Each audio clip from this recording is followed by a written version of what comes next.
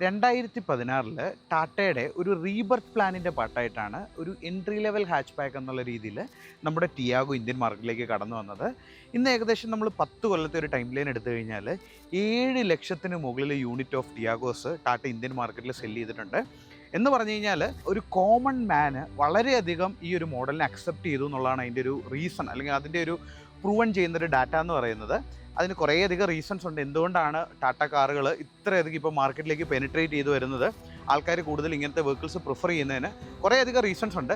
അതുപോലെ തന്നെ കുറച്ചധികം നെഗറ്റീവ്സ് അല്ലെങ്കിൽ ഡ്രോബാക്സും ഉണ്ട്. അത് ടാറ്റ എങ്ങനെ അതിനെ ഓവർകം ചെയ്യും എന്നുള്ളതിനെ കുറിച്ചിട്ടും, അതുപോലെ തന്നെ ഇപ്പോൾ 2026 ഇപ്പോൾ നിങ്ങൾക്ക് കാണാതിരിക്കും, ഞാനിപ്പോൾ നമ്മുടെ ബാംഗ്ലൂർ എയർപോർട്ടിൻ്റെ തൊട്ട് സൈഡിലൊരു പാർക്കിംഗ് ലോട്ടിലാണ് നിൽക്കുന്നത്. ഈ സൈഡിൽ കൂടെ ഇപ്പോൾ പ്ലെയിൻ പോകുന്ന ഇടയ്ക്കിടയ്ക്ക് അനലിൽ ഷൂട്ട് ചെയ്ത് നിങ്ങളെ കാണിക്കുമായിരിക്കും. അപ്പോൾ ഞങ്ങൾ രണ്ടുപേരും കൂടെ ഇന്നിവിടെ എന്തിനാന്ന് പറഞ്ഞു കഴിഞ്ഞാൽ നമ്മുടെ ടിയാഗോയുടെ 2026 ഒരു അടിപൊളി അപ്ഡേറ്റഡ് വേരിയൻറ്റ് വന്നിട്ടുണ്ട്. അതായത് നമ്മുടെ നോർമൽ ടിയാഗോ പെട്രോൾ വരുന്നുണ്ട്, ടിയാഗോ CNG വരുന്നുണ്ട്, അതുപോലെ തന്നെ ടിയാഗോയുടെ EVയും അവർ കംപ്ലീറ്റ്ലി ചേഞ്ച് ചെയ്തു. മൂന്നിന് കുറേയധികം ചേഞ്ചസ് ഉണ്ട്, കുറേയധികം മാറ്റങ്ങളുണ്ട്. അപ്പോൾ അതിനെക്കുറിച്ച് നമുക്കിന്ന് ഡിസ്കസ് ചെയ്യാം. അപ്പോൾ ശരിക്കും പറഞ്ഞാൽ ഒരു 2 പാർട്ട് ഓഫ് വീഡിയോസ് ആയിട്ടായിരിക്കും നമ്മൾ ചെയ്യുന്നത്.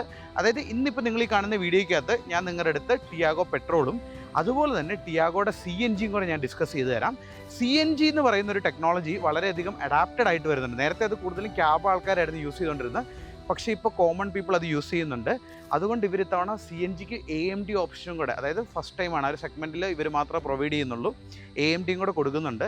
അതെന്തിനാണെന്ന് പറഞ്ഞു കഴിഞ്ഞാൽ കുറച്ചുകൂടെ സാധാരണക്കാർക്ക് അല്ലെങ്കിൽ കുറച്ചുകൂടി ഒരു ന്യൂജൻ ഓഡിയൻസിലേക്ക് പെനിട്രേറ്റ് ചെയ്യുക എന്നുള്ളൊരു ഗോളാണ്. അല്ലെങ്കിൽ അതൊരു ക്യാബ് എന്നുള്ളൊരു സിസ്റ്റം അല്ല, മൊത്തത്തിൽ അത് യൂസ്ഫുൾ ആക്കണം എന്നുള്ളൊരു ഗോളിന് വേണ്ടിയിട്ടാണ്.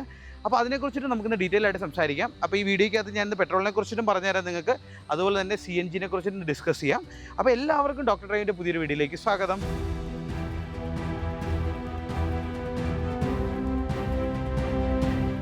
പ്ലെയിൻ പോകുന്നു കാണാമോ?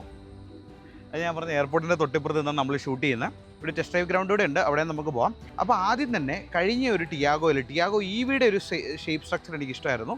പഴയ ഒരു ടിയാഗോയുടെ ഒരു ഡിസൈൻ സ്റ്റൈലിനോട് ഞാൻ അത്ര ഒരു ഫാനല്ലായിരുന്നു. ഒരു പഫി ആയിട്ട് നിൽക്കുന്ന, അല്ലെങ്കിൽ നമ്മളെപ്പോലെ വണ്ണം വെച്ച് നിൽക്കുന്ന ആ ഒരു സ്റ്റൈലുള്ള ഒരു ഡിസൈൻ, കുറച്ചുകൂടി ഒരു ഉരുണ്ടിരിക്കുന്ന ഒരു സ്റ്റൈലായിരുന്നു. അപ്പോൾ അത് മാറ്റി ഇപ്പോൾ പുതിയതായിട്ട് കംപ്ലീറ്റ്ലി ടാറ്റ ഒരു പുതിയൊരു ഡിസൈൻ സ്റ്റൈൽ, അല്ലെങ്കിൽ ടാറ്റയുടെ വണ്ടികൾ കാണാനൊക്കെ ഇപ്പോൾ ഭയങ്കര രസമായിട്ടുണ്ട്. അതിനൊരു ഒരു അടുത്തൊരു എക്സാമ്പിളാണ് ഈ ഒരു പുതിയ ടിയാഗോ EV എന്ന് എനിക്ക് പറയാൻ പറ്റും. അപ്പോൾ നിങ്ങളിങ്ങ് വന്നു കഴിയുമ്പോഴത്തേക്കും ഇവിടെ നമ്മൾക്ക് കംപ്ലീറ്റ്ലി റീഡിസൈൻ ചെയ്തിട്ടുള്ള ഒരു ഗ്രില്ല് കാണാൻ പറ്റും. അതിൽ തന്നെ അവർ പുതിയതായിട്ടൊരു ക്യാമറ കണ്ടിട്ടുണ്ട്. ഇപ്പോൾ ഈ ക്യാമറ എന്തിനാണെന്ന് നിങ്ങൾ വിചാരിക്കും അല്ലേ? അതായത് yes, you heard it right, ടിയാഗോയ്ക്ക് അവർ 360 ഡിഗ്രി ക്യാമറ കൊടുത്തിട്ടുണ്ട്. അത് മാത്രമല്ല ഈ ഒരു പുതിയൊരു സ്ലീക്ക് സ്റ്റൈൽ ഹെഡ്ലൈറ്റും കൂടെ കൊടുത്തപ്പോഴത്തേക്കും ഈ ഒരു ഫ്രണ്ട് ഡിസൈൻ ഭയങ്കര രസമായിട്ടുണ്ട്. ഇത് പുതിയതായിട്ട് റീഡിസൈൻ ചെയ്തിട്ടുള്ള ഹെഡ്ലൈറ്റ്സ് ആണ്. ഇത് കംപ്ലീറ്റ്ലി LED ആണ് വരുന്നത്. പിന്നെ അതുപോലെ തന്നെ ഈ മുകളിൽ നിങ്ങൾക്ക് ഇപ്പോൾ ഇവിടെ കാണാവുന്ന പോലെ ഒരു DRLs ത്രോട്ട് കൊടുത്തിട്ടുണ്ട്. പെട്രോൾ വേരിയൻറ്റ് വരുമ്പോൾ ഇതിൻ്റെ സ്റ്റാർട്ടിംഗ് പ്രൈസ് വരുന്നത് 4.69 lakhs-നാണ്. ഇത് അതിൻ്റെ ഏറ്റവും ടോപ്പ് എൻഡ് ആയിട്ടുള്ള ക്രിയേറ്റീവ് പ്ലസ് എന്ന് പറഞ്ഞൊരു വേരിയൻ്റ് ആണ്. അതുകൊണ്ട് തന്നെ ഇതിന് ടാറ്റ താണ്ട ഫോഗ് ലാമ്പുകൾ, ഈ താഴെ നിങ്ങൾക്ക് കാണാമെന്ന് എനിക്കറിയില്ല, ഇവിടെ ഹിഡൻ ആയിട്ടൊരു ഫോഗ് ലാമ്പ് ടാറ്റ കൊടുത്തിട്ടുണ്ട്. പിന്നെ അതുപോലെ തന്നെ പുതിയൊരു റീഡിസൈൻ ചെയ്തിട്ടുള്ള കംപ്ലീറ്റ്ലി ഒരു ഡിഫറെൻറ്റ് ബമ്പർ സ്റ്റൈലാണ് കൊടുത്തിരിക്കുന്നത്. പിന്നെ ഈ ക്രിയേറ്റീവ് പ്ലസ് വരുമ്പം ഈ സൈഡിലേക്ക് നമ്മൾ വന്നു കഴിഞ്ഞാൽ ഇവിടെയും ഒരു ചേഞ്ച് കൊടുത്തിട്ടുണ്ട്. അതായത് ഇങ്ങ് വന്നടി കാണിച്ചു കൊടുത്തേ, 15 ഇഞ്ചിൻ്റെ അലോയ് വീൽസാണ് ഇതിന് കൊടുത്തിരിക്കുന്നത്. അപ്പോൾ നമ്മുടെ CNG വേരിയൻറ്റ് വരുമ്പോഴും അതുപോലെ തന്നെ EV വേരിയൻറ്റ് വരുമ്പോഴും ക്രിയേറ്റീവ് എന്ന് പറഞ്ഞാണ് ടോപ്പ് വേരിയൻറ്റ് വരുന്നത്. അതിന് എനിക്ക് തോന്നുന്നു EVക്കാണ്ട് 9.9 സംതിങ്ങോ ഉള്ളൂ, 9.69 സംതിങ്ങോ ഉള്ളൂ എക്സ്ഷോറൂം പ്രൈസ്. വളരെ വാല്യുബിൾ ആയിട്ടുള്ള ഡീലാണ്. അപ്പോൾ ക്രിയേറ്റീവ് പ്ലസ് വരുന്നതുകൊണ്ട് തന്നെ രണ്ട് ഇതിന് അവർ 15 ഇഞ്ച് അലോയ് വീൽസ് കൊടുത്തിട്ടുണ്ട്. ബാക്കി 2 വേരിയൻറ്റ്സ് വരുമ്പോൾ 14 ഇഞ്ചാണ് വരുന്നത്. അതിന് ഫ്രണ്ടിൻ്റെ ഡിസൈൻ്റെ അകത്താണെങ്കിലും നിങ്ങൾക്ക് ഇപ്പോൾ കാണാൻ പോലെ തന്നെ എനിക്ക് ഭയങ്കര ഇഷ്ടപ്പെട്ടൊരു ഡിസൈനാണ്. EVക്കകത്ത് അവർ മിസ് ചെയ്തൊരു സാധനമുണ്ട്, ഇത് ഈ ഒരു ബമ്പർ ഫിനിഷ് കൊടുത്തിട്ടില്ല. ഈ 3-ൽ എൻ്റെ ഫേവറേറ്റ് ഏതാണെന്ന് വെച്ച് കഴിഞ്ഞാൽ ഡിസൈൻ സ്റ്റൈലിൽ അത് ഓഫ് കോഴ്സ് ഈ കിടക്കുന്ന മോഡലാണ് കേട്ടോ. അത് മാത്രമല്ല ഇപ്പോഴത്തെ പുതിയ പിള്ളേരെ ഇമ്പ്രസ് ചെയ്യാൻ അല്ലെങ്കിൽ പുതിയൊരു ജനറേഷനിലേക്ക് മാറുന്നതിൻ്റെ പാട്ടായിട്ട് കുറേയധികം പേസ്റ്റൽ കളറുകൾ കൊണ്ടുവന്നിട്ടുണ്ട്. ഈ കളർ ഇപ്പോൾ വീഡിയോയ്ക്കകത്ത് കുറച്ച് ഗ്ലോയി ആയിട്ട് തോന്നുമെങ്കിലും നേരിട്ട് കാണാൻ ഭയങ്കര രസമാണ്. നിങ്ങൾ നേരിട്ട് കാണണം. എന്താണെങ്കിലും ഷോറൂം വിസിറ്റ് ചെയ്യുക, കുറേയധികം കളേഴ്സ് വരുന്നുണ്ട്. ഇനി നമ്മൾ സൈഡ് പ്രൊഫൈൽസിലേക്ക് പോയി കഴിയുമ്പോഴത്തേക്കും ഇവിടെ നമുക്ക് ചേഞ്ച് ആയിട്ട് നമുക്ക് കാണാൻ പറ്റുന്നതെന്ന് പറഞ്ഞാൽ ഈ ഡോർ ഹാൻഡിലുകൾ റീഡിസൈൻ ചെയ്തിട്ടുണ്ട്. അതുമാത്രമല്ല ഇവരിപ്പോൾ എത്രമാത്രം ഇമ്പോർട്ടൻസ് കൊടുക്കുന്നുണ്ടെന്നുള്ളത് നോക്കിക്കഴിഞ്ഞാൽ ഇവിടെ കുറച്ചുകൂടെ ഗ്ലോയി ഫിനിഷും ഇതിൻ്റെ അടിയിൽ അതിൽ ഇതൊന്ന് കാണിച്ചു കൊടുക്കാം. ഈ ബാക്കിൽ പോലും അവിടെ ഒരു മാറ്റ് ഫിനിഷ് കൊടുത്തിട്ടുണ്ട്. നമ്മൾ ഡോർ ഓപ്പൺ ചെയ്യാൻ നേരത്തെ പോലെ സ്ലിപ്പായി പോകാതിരിക്കാൻ വേണ്ടി ഒരു മാറ്റ് ഫിനിഷ് കൊടുത്തിട്ടുണ്ട്. അതൊക്കെ ഒരു എൻട്രി ലെവൽ ഹാച്ച് ബാക്കിന് കൊടുക്കുക എന്ന് പറഞ്ഞു കഴിഞ്ഞാൽ ഡിസേർവ്സ് എ തംസ് അപ്പ്. പിന്നെ നമുക്ക് എനിക്ക് തോന്നുന്നു ഈ ഒരു താഴത്തെ സ്കേർട്ടിങ്ങും വന്നിരിക്കുന്നത് കുറച്ചൊരു റീഡിസൈനിങ്ങിലൂടെയാണ് കടന്നു പോയിരിക്കുന്നത്. ഇനിയിപ്പോൾ നമ്മൾ സൈഡ് പ്രൊഫൈൽസ് ഹോൾ നോക്കുമ്പോൾ നിങ്ങൾക്ക് മനസ്സിലാവും ഒരു പഫിനെസ് മാറിയിട്ട് കുറച്ചുകൂടി ഒരു സ്ക്വയറി ഷേപ്പുള്ള രീതിയിലാണ് അവൻ്റെ ഒരു ഡിസൈനിങ് സൈഡിലും വന്നിരിക്കുന്നത്.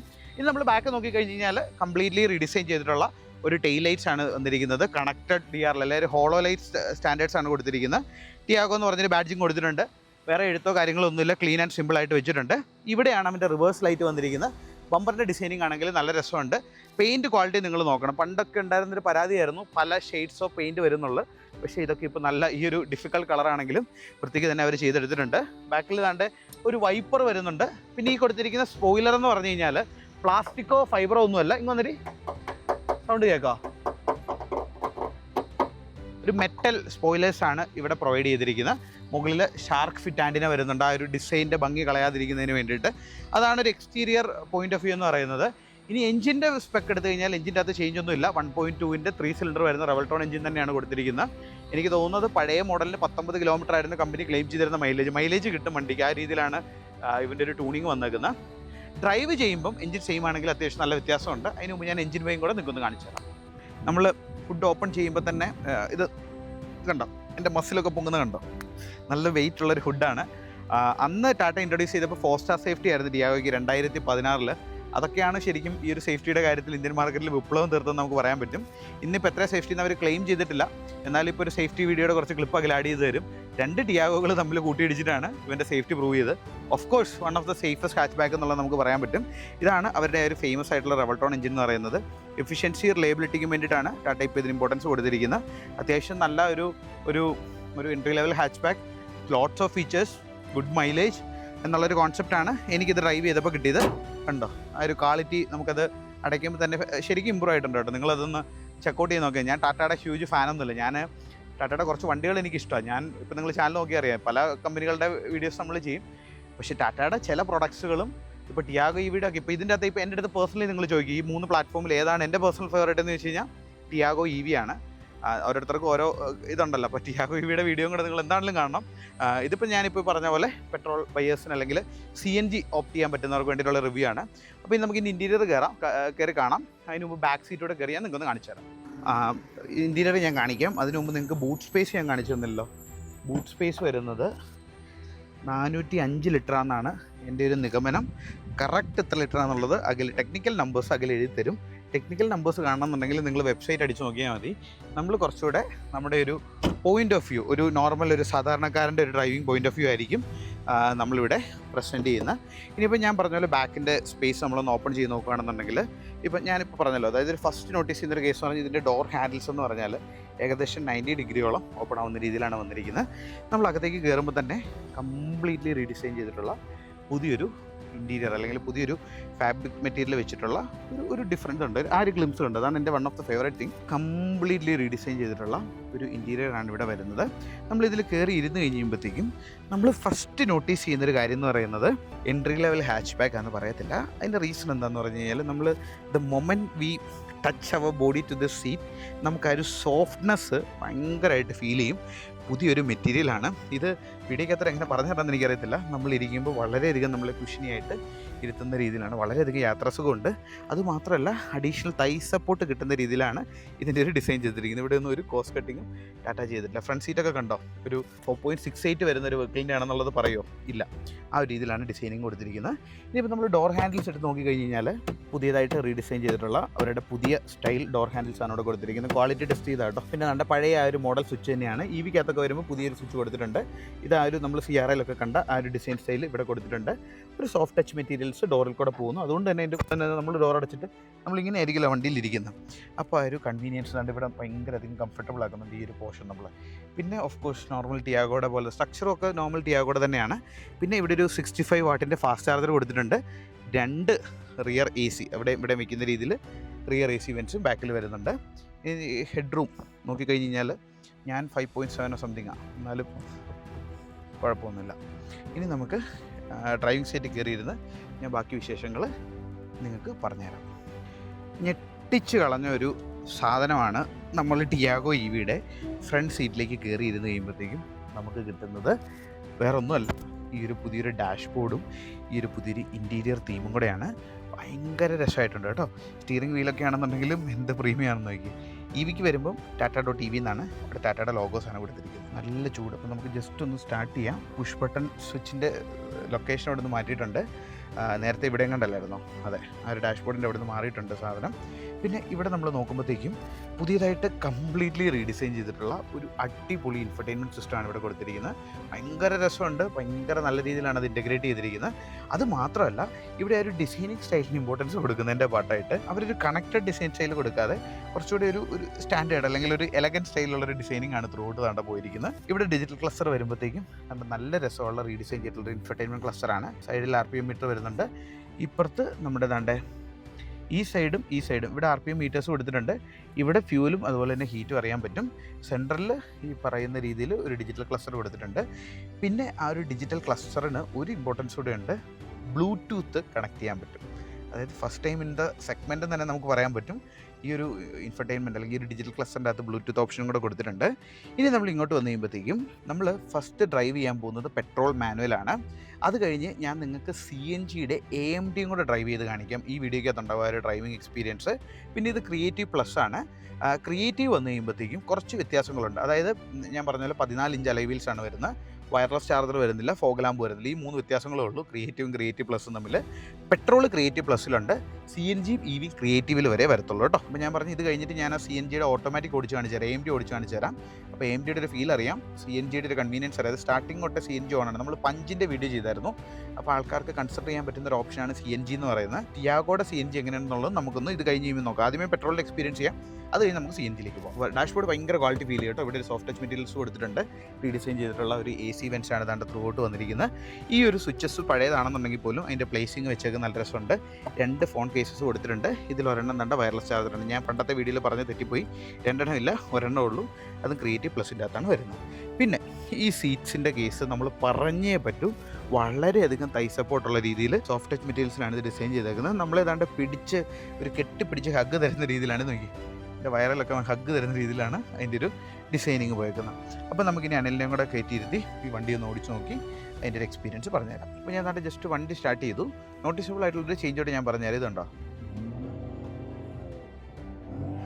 3 സിലിണ്ടർ എഞ്ചിനാണ്. ഒരു തരി വൈബ്രേഷൻ അകത്തേക്ക് ഫീൽ ചെയ്യുന്നില്ല നമുക്കിത്. അത്ര സ്മൂത്തായിട്ടാണ് വന്നിരിക്കുന്നത്. നമ്മൾ ഗിയർ നോബിലേക്ക് പിടിച്ച് കഴിയുമ്പോഴത്തേക്കും ദാണ്ട് ഇത് കുറച്ചൊരു സോഫ്റ്റ് മെറ്റീരിയൽസ് വന്നിട്ടുണ്ട്. അത് മാത്രമല്ല ദാണ്ട് വളരെ സോഫ്റ്റ് ആൻഡ് സ്മൂത്ത് ആയിട്ടുള്ളൊരു ഗിയർ ബോക്സ് ആട്ടോ.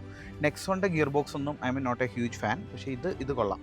ഇനി നമ്മൾ എടുക്കുന്ന സമയത്ത് നമുക്ക് ഫീൽ ചെയ്യുന്ന വേറൊരു കാര്യം എന്താണെന്ന് പറഞ്ഞാൽ ഇത് മാനുവലാണല്ലോ. ഇതിൻ്റെ ക്ലച്ച് ഭയങ്കര സോഫ്റ്റാണ്, ഹാർഡ് ക്ലച്ച് അല്ല. പഴയ നെക്സോണിൻ്റെ അകത്തൊക്കെ ഒരു ഹാർഡ് ക്ലച്ചാണ്.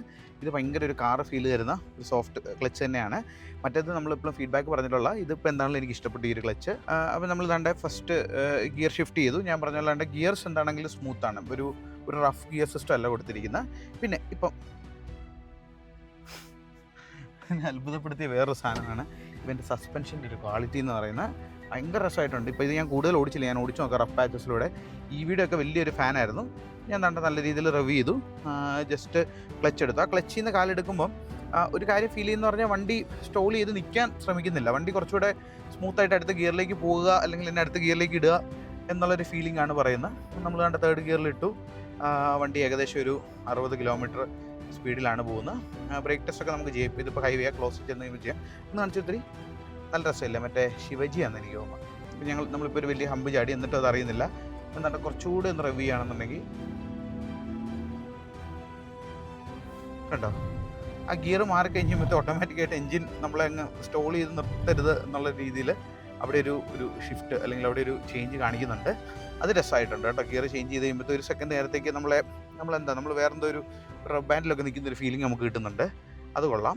അപ്പോൾ ഇവൻ്റെ ഒരു ഡ്രൈവിംഗ് പെർസ്പെക്റ്റീവും അല്ലെങ്കിൽ ഡ്രൈവിംഗ് പോയിന്റ് ഓഫ് വ്യൂ കൂടെ ഞാൻ നിങ്ങൾക്ക് കാണിച്ചു തരാം. അതായത് സ്റ്റിയറിംഗ് എന്ന് പറഞ്ഞാൽ വളരെയധികം ലൈറ്റ് ആൻഡ് നമുക്ക് എന്ന് പറഞ്ഞാൽ സ്പീഡുള്ള സമയത്ത് അത്യാവശ്യം ഹാർഡാണ്. എന്നാൽ നമ്മൾ വളയ്ക്കേണ്ടതൊക്കെ ഉള്ള സമയത്ത് അത്യാവശ്യം ലൈറ്റാണ് ഇവൻ്റെ ഒരു സ്റ്റിയറിംഗ് വീൽ എന്ന് പറയുന്നത്.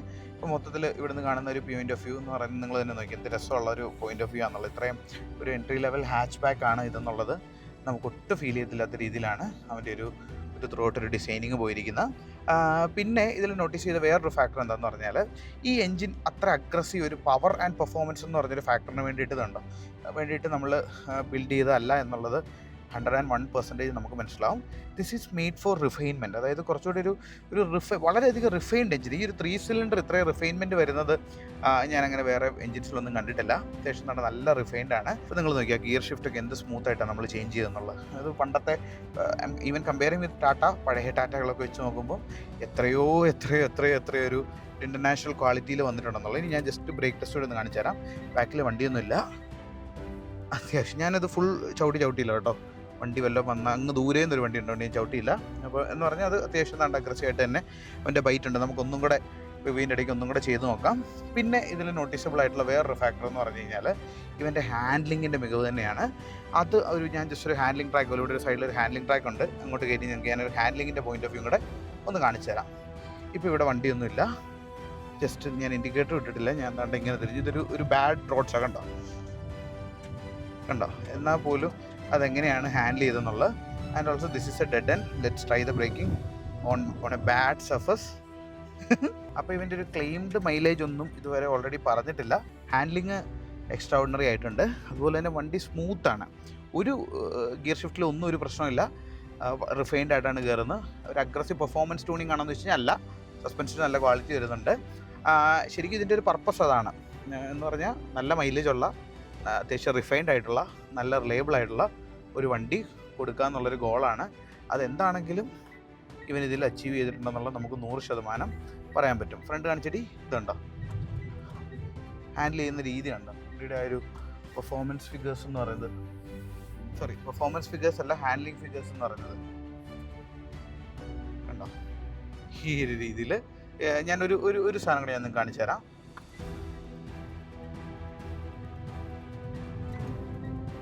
ഈ ഒരു രീതിയിൽ നമുക്കിവനെ ഹാൻഡിൽ ചെയ്യാൻ പറ്റുന്നുണ്ട്. ഒരു ഹാൻഡ്ലിംഗ് സർക്യൂട്ടൂടെ ഞാൻ കാണിച്ചു തരാം. ഇത് കുറച്ച് റഫ് റോഡ്സ് ആണ്. ഇതിലും നമ്മൾ കൂടുതൽ കാല് കൊടുത്തു കഴിഞ്ഞ് കഴിഞ്ഞാൽ വണ്ടി അവിടെ നിന്ന് പാളിപ്പോവും. എന്നാൽ പോലും നമുക്കൊരു 60-70 സർഫസ് ആയപ്പോഴത്തേക്കും വണ്ടി അങ്ങനെ കയറി. ഞാൻ പറഞ്ഞല്ലോ, അത് ഗിയർ മാറിക്കഴിഞ്ഞ് കഴിയുമ്പോൾ ഒരു മൈക്രോ സെക്കൻഡ് എടുക്കുന്നുണ്ട് വാട്ട് ടു വാട്ട്. അല്ലെങ്കിൽ ആ ഒരു അടുത്ത ഗിയർ ഷിഫ്റ്റിൻ്റെ ആ ഒരു റെവിലേക്ക് വരുന്നതിന് വേണ്ടിയിട്ട് നമ്മൾ ദാണ്ടെ ഇതിലേക്ക് കയറി കണ്ടോ എന്ത് പ്രോപ്പറായിട്ടാണ് അവൻ്റെ ഹാൻഡ്ലിങ് വരുന്നതെന്നുള്ളത്. നമ്മൾ ദാണ്ടെ ആ ഒരു CNG വണ്ടി എടുത്തിട്ടുണ്ട്. അപ്പോൾ ഇതിൽ വരുന്നൊരു വ്യത്യാസം എന്ന് പറഞ്ഞു കഴിഞ്ഞാൽ ഞാൻ പറഞ്ഞ പോലെ ഇത് ക്രിയേറ്റീവ് ആയതുകൊണ്ട് ഫോഗ് ലാമ്പ് വരുന്നില്ല. പിന്നെ അതുപോലെ തന്നെ നമ്മൾ സൈഡിലേക്ക് വരുമ്പോഴത്തേക്കും ദാണ്ടെ ഒരു ഹൈപ്പീരിയോൺ വീൽസാണ്, 14 ഇഞ്ചിൻ്റെ വീൽസാണ് കൊടുത്തിരിക്കുന്നത്. പിന്നെ വന്നിരിക്കുന്ന ചേഞ്ച് എന്ന് പറഞ്ഞു കഴിഞ്ഞാൽ അകത്ത് വരുമ്പം നമുക്ക് വയർലെസ് ചാർജർ വരുന്നില്ല. അപ്പോൾ ഞാനിത് ഇവിടെ നിന്ന് എടുത്തിട്ട് നമുക്കൊന്ന് ഡ്രൈവ് ചെയ്യാം. AMD ആണ്. അപ്പോൾ അതിൻ്റെ ഡ്രൈവിംഗ് എക്സ്പീരിയൻസും കൂടെ നിങ്ങളൊന്ന് കണ്ടു നോക്കും. സോ ഇതാട്ടോ CNG പ്ലേസ് ചെയ്തേക്കുന്നത്. അതുകൊണ്ട് ഇവിടെ ആയിട്ടാണ് അതിൻ്റെ ഒരു പ്ലേസിങ് വന്നേക്കുന്നത്. കണ്ടോ, അതിൻ്റെ അകത്തായിരിക്കുന്നതാണ് CNGയുടെ ടാങ്ക് എന്ന് പറയുന്നത്. 2 എണ്ണം അവിടെ വരുന്നുണ്ട്. വലിയധികം ബൂട്ട് സ്പേസ് പോകുന്നുമില്ല. CNGയുടെ എക്സ്പീരിയൻസ് ആദ്യമേ അനലിൽ തന്നെ ഓടിച്ചിട്ട് എങ്ങനെയുണ്ടെന്നുള്ള പറയാം. അതായത് ഇതാണ് ഇപ്പം ഈ ഒരു ടാറ്റ ഉദ്ദേശിക്കുന്ന ഒരു കോൺസെപ്റ്റ് എന്ന് പറഞ്ഞാൽ, അതായത് 27-28 കിലോമീറ്റർ മൈലേജും കിട്ടും. എന്നാൽ ഇതുപോലെ വളരെ ഈസി ആയിട്ട് കൊണ്ടുപോകാനും പറ്റണം. ഇതിൻ്റെ ഒരു അഡ്വാൻസ്മെൻറ്റ് എന്താണെന്ന് പറഞ്ഞു കഴിഞ്ഞാൽ ജസ്റ്റ് നമുക്ക് സ്റ്റാർട്ടിങ്ങിൽ തന്നെ ഇപ്പോൾ നമ്മൾ CNG ഓഫ് ചെയ്തു. ഇപ്പോൾ CNG ഇല്ല, പെട്രോളില്ല. അങ്ങനെ രണ്ടുകൂടെ മാറി നമുക്ക് ചെയ്യാൻ പറ്റും. ഞാൻ പറഞ്ഞ ഇതിൻ്റെ ഒരു ഗുണം എന്താണെന്ന് പറഞ്ഞാൽ വളരെയധികം മൈലേജും കിട്ടും, വളരെയധികം റിഫൈൻഡും ആണ്. ശരിക്കും കൊള്ളാം. EV എന്നൊക്കെ പറഞ്ഞ പോലെ EV വേണ്ടാത്തവരെ സംബന്ധിച്ചിട്ട് മൈലേജും എഫിഷ്യൻസിക്കും അല്ലേ കുറച്ചുകൂടെ ഓടിച്ച് നോക്കിയിട്ട് ഞങ്ങൾ അഭിപ്രായം പറയാം. ഇതിൻ്റെ അകത്ത് ബ്ലൈൻഡ് സൈഡ് മോണിറ്ററും വരുന്നുണ്ട് കേട്ടോ. 2 സൈഡിലും ക്യാമറ ഉള്ളതുകൊണ്ട് നമുക്ക് സൈഡ് കൃത്യമായിട്ട് കണ്ട് ഇതുപോലെ കാണുകയും ചെയ്യും. പിന്നെ നിങ്ങൾക്ക് ഞാൻ കാണിച്ചു തരാൻ വിട്ടുപോയെന്ന് എനിക്കറിയത്തില്ല. ഇതിൻ്റെ 360 ഡിഗ്രി ക്യാമറ വളരെയധികം യൂസ്ഫുൾ ആണ്. പിന്നെ നമ്മൾ പറഞ്ഞ പോലെ ദാണ്ട് ഇവിടെയാണ് ഒരു CNG സ്വിച്ച് ഓൺ ഓഫ്. നമുക്ക് ദാണ്ട് ഈ ഒരു രീതിയിൽ CNG ഓൺ ആക്കാനും ഓഫ് ചെയ്യാനും പറ്റും. ഇതിപ്പോൾ നമ്മൾ CNGയിലാണ് റൺ ചെയ്യുന്നത്, അതുകൊണ്ട് ഇവിടെ ഒരു ഇൻഡിക്കേഷൻ കാണിക്കുന്നുണ്ട്. പിന്നെ ഇത് ഡ്രൈവ് ചെയ്യുമ്പോൾ ഫീൽ ചെയ്യുന്നൊരു കേസ് എന്ന് പറഞ്ഞു കഴിഞ്ഞാൽ, ഞാനിപ്പോൾ കുറച്ച് കിലോമീറ്റർ ഓടിച്ചു. നമ്മൾ അവിടെ നിന്ന് കയറി ആണെങ്കിലും ഓടിച്ചു കഴിഞ്ഞിട്ട് ഞാൻ കുറച്ച് കിലോമീറ്റേഴ്സ് ഓടിച്ചു. അപ്പോൾ CNG ആണെങ്കിലും എൻജിൻ റിഫൈൻമെൻ്റ് എന്ന് പറഞ്ഞൊരു ഫാക്ടറിൽ ഇവന് ശരിക്കും ഒരു നല്ലൊരു പോയിന്റ് നമുക്ക് കൊടുക്കാൻ പറ്റും. അപ്പോൾ നമ്മൾ ഈ വണ്ടീനെ കമ്പയർ ചെയ്യേണ്ടത്, ഇതിൻ്റെ മാനുവൽ ലോഞ്ച് ചെയ്തേക്കുന്നത് 5.68 5 സംതിങ് പ്രൈസിനാണ്. മറ്റേ നോർമൽ പെട്രോൾ സ്റ്റാർട്ട് ചെയ്തേക്കുന്നത് 4.69 ആണ്. 5.79 69 ആണ് മറ്റേ CNGയുടെ സ്റ്റാർട്ടിംഗ് പ്രൈസ് വരുന്നത്. ആ ഒരു പ്രൈസിങ്ങിന് ശരിക്കും നമ്മൾ ആ ഒരു പ്രൈസിലുള്ള വേറെ വണ്ടികൾ നിങ്ങളൊന്ന് കമ്പയർ ചെയ്ത് നോക്കി. ആ ഒരു പ്രൈസ് റേഞ്ചിൽ ശരിക്കും ഇതൊരു നല്ല വെഹിക്കിളാണ് എന്നുള്ളത് നമുക്ക് പറയാൻ പറ്റും. കാരണം എന്താണെന്ന് പറഞ്ഞാൽ ഇപ്പോൾ നിങ്ങളുടെ അടുത്ത് CNG പമ്പ് ഉണ്ട്, എറണാകുളത്തൊക്കെയാണ്, അല്ലെങ്കിൽ അവൈലബിൾ ആണെന്നുണ്ടെങ്കിൽ നമുക്കൊരു 28-30 കിലോമീറ്ററൊക്കെ മൈലേജ് കിട്ടും ഈ ഒരു മറ്റേ എന്താ പറയുക ഇത്രയും പെട്രോളിനും അല്ലെങ്കിൽ ഡീസലിനും ഒക്കെ വില കൂടുന്ന സമയത്ത് നമുക്ക് എഫിഷ്യൻ്റ് ആയിട്ടുള്ളൊരു വെഹിക്കിളിൻ്റെ നീഡെന്ന് പറഞ്ഞാൽ കൂടും. ഇത്രയും കാലം ഫ്ലീറ്റ് ബയേഴ്സ് ആയിരുന്നു, പക്ഷേ ഇനി ഇപ്പോൾ കുറച്ചുകൂടെ കോമൺ പീപ്പിളിലേക്ക് വരുമെന്നുള്ള ഉറപ്പാണ്. പിന്നെ ഇത് ക്രിയേറ്റീവ് ആണ് കേട്ടോ, ഈ മോഡൽ ക്രിയേറ്റീവ് പ്ലസ് അല്ല, അതുകൊണ്ട് തന്നെ ഇതിന് വയർലെസ് ചാർജർ വരുന്നില്ല. പക്ഷേ 65 വാട്ടിൻ്റെ ഫാസ്റ്റ് ചാർജർ കൊടുത്തിട്ടുണ്ട്. ഫോഗ് ലാമ്പ് വരുന്നില്ല. അലൈവീൽസിൻ്റെ അകത്ത് മാറ്റമുണ്ട്. പിന്നെ ഹാൻഡലിംഗ് കാണിച്ചതെന്ന് പറഞ്ഞാൽ ഇവിടെ ഒരു ഫയർ എക്സ്റ്റിങ്ക്യൂട്ടർ ഇരിപ്പുണ്ട് കേട്ടോ, ഈ താഴെ ഒരു ഫയർ എക്സ്റ്റിങ്ക്യൂഷൻ ഇരിപ്പുണ്ട്. ഇതിൻ്റെ വേറൊരു ഡിഫറൻസ് എന്ന് പറയുന്നത് സേഫ്റ്റിക്ക് കുറച്ചുകൂടി ഇമ്പോർട്ടൻസ് കൊടുക്കുന്നുണ്ട്. പിന്നെ ഹാൻഡ്ലിങ്ങിൻ്റെ കേസാണെങ്കിലും ബ്രേക്കിങ്ങിൻ്റെ കേസാണെങ്കിലും വണ്ടീസ് ഇതെല്ലാം നമ്മുടെ ആൾക്കാരാണ്, നമ്മൾ ടെസ്റ്റിംഗ് നടക്കുകയാണ്. പിന്നെ ഇതാണ് ഇവൻ്റെ ഒരു പാഡലിൻ്റെ റെസ്പോൺസ് എന്ന് പറയുന്നത്.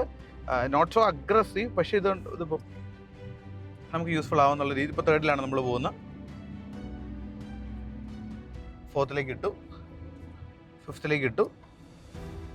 ബ്രേക്കിംഗ് ആണെങ്കിൽ ഇത് ഇങ്ങനെ റോഡിൽ പോയി ആരെങ്കിലുമൊക്കെ സ്ലോ ചെയ്ത് നിർത്തി കഴിഞ്ഞാൽ നമുക്ക് നല്ല അത്യാവശ്യം അഗ്രസീവായിട്ട് തന്നെ ഇവനെ ബ്രേക്ക് ചെയ്യാനും പറ്റുന്നുണ്ട്. അപ്പോൾ ഇത് നമ്മൾ പറഞ്ഞ പോലെ അത്യാവശ്യം ഹാൻഡിൽ ചെയ്യാനും അല്ലെങ്കിൽ ബാക്കി എല്ലാ കാര്യത്തിലും ഇത് സ്ട്രോങ് തന്നെയാണ്. അപ്പോൾ വണ്ടിയുടെ മൊത്തം ഒരു കൺക്ലൂഷൻ നമ്മൾ പറയുകയാണെന്നുണ്ടെങ്കിൽ എൻ്റെ പേഴ്സണൽ ഫേവറേറ്റ് ഇലക്ട്രിക്കൽ വെഹിക്കിളാണ് EV ആണ്.